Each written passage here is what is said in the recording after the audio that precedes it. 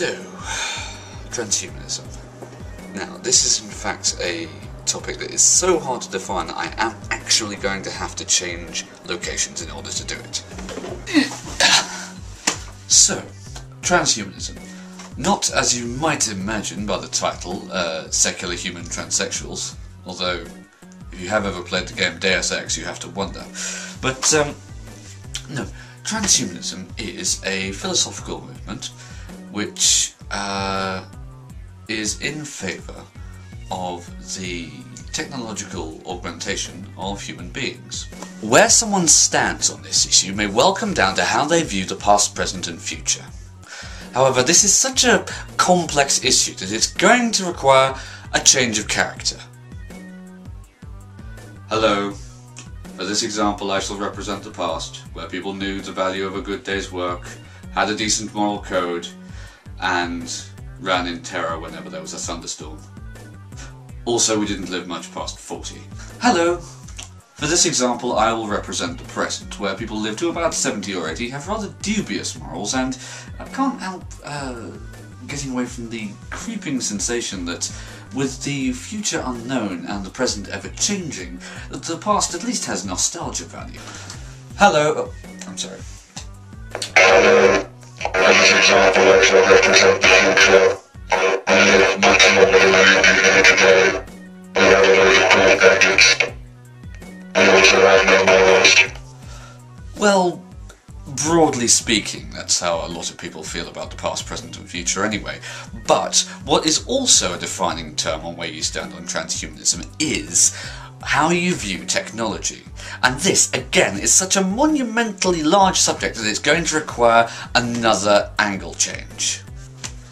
Okay, now comes the time for some audience participation. Okay, raise your hand if you own a mobile phone.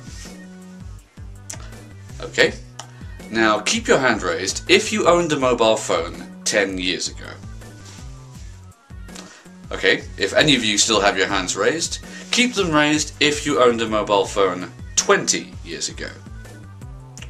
Alright, now the reason I use that as an example is the mobile phone is a piece of technology that in the lifetime of most of the people watching this will have gone from something that was a bit of a gimmick to a cool gadget to something that only the rich and powerful would have owned, to something that nowadays is fairly ubiquitous, and you are in fact at a disadvantage if you don't own one.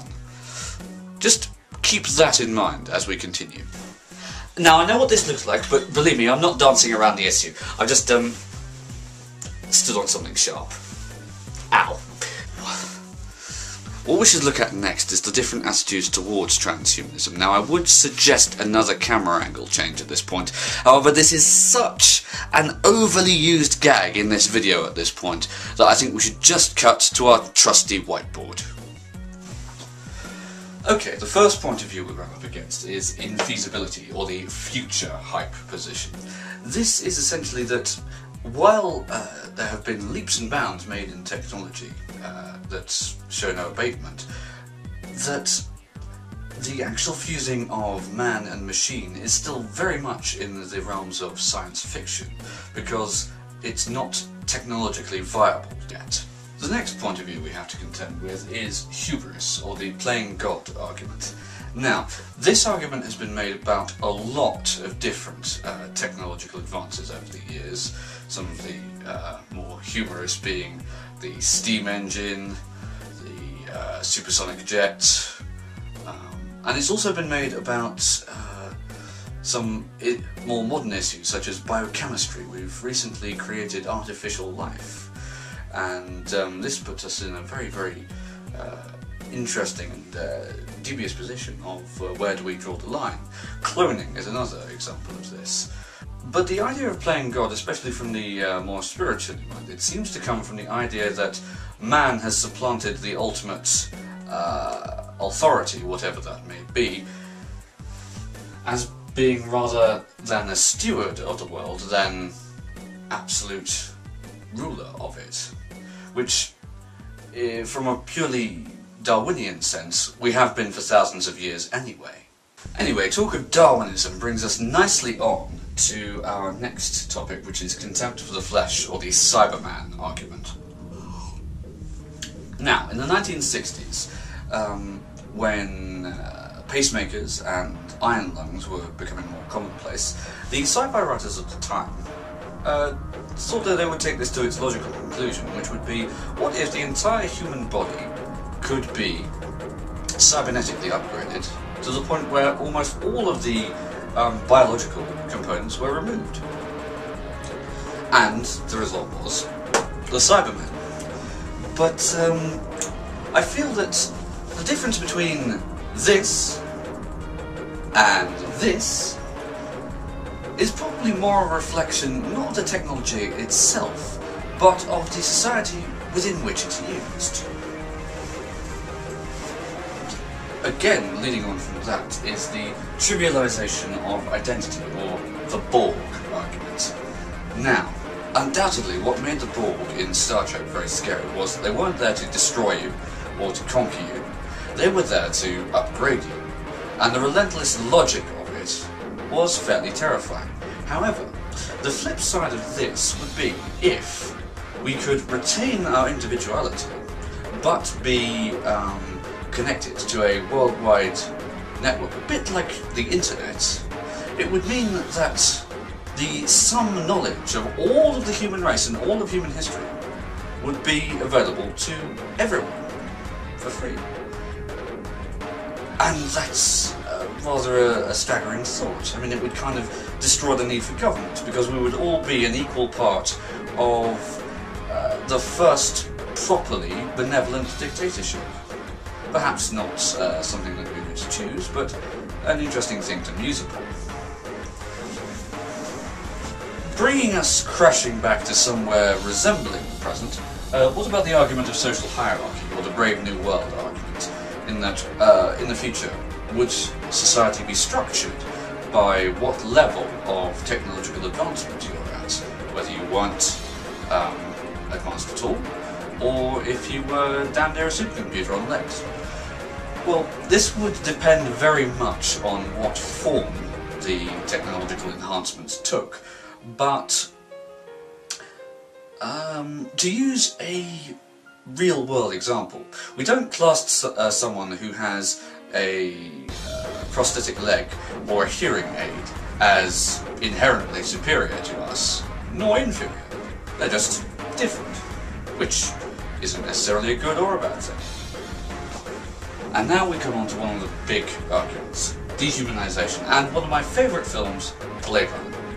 Now, those of you who have seen Blade Runner will know that one of the big questions within the film is the main character a human, or is he one of the replicants he's supposed to be hunting down? Now, what seems to be a much more interesting question for me is, how do you define human? Because quite a lot of the human characters in that film are rather unlikable and rather detached, whereas the androids, the replicants that he's chasing, are extremely human.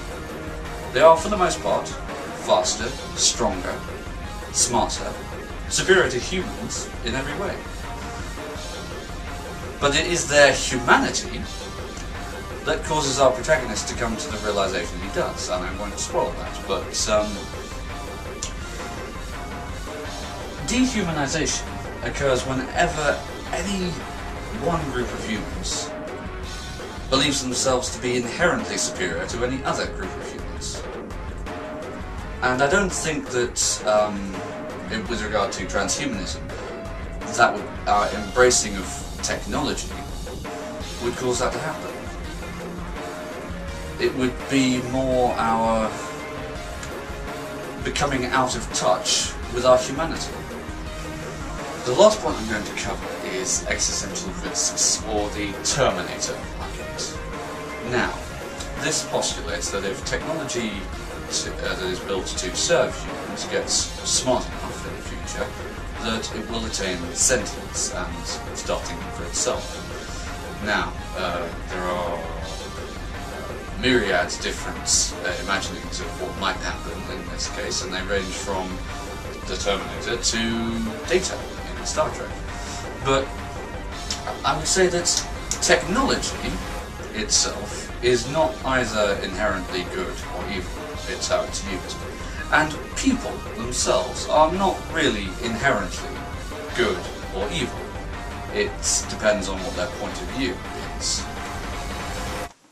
So, in conclusion, what is my take on transhumanism? Well, like I said before, it really depends on how you see technology. To me, it's always been, since the very dawn of our species, tools. Tools have been an extension of the human body. Like, this is a tool for telling the time. This is a tool for hearing things far away. And for the most part, I think they have enhanced human life. I don't really buy into the inherently utopian or dystopian portrayals of them very much. I would have to say that looking at things like the inner ear hearing implants and ocular implants and the sort of augmented reality technology that's coming in now, I am quietly optimistic for the future, but I feel it's definitely something that in the coming decades we will have to keep our eye on very closely. But that's just my opinion. I would be very interested in hearing what yours are. I hope you got something from all of that. I've now got to go and do an absolutely monumental amount of editing, but I hope you enjoyed it. Interface with you later.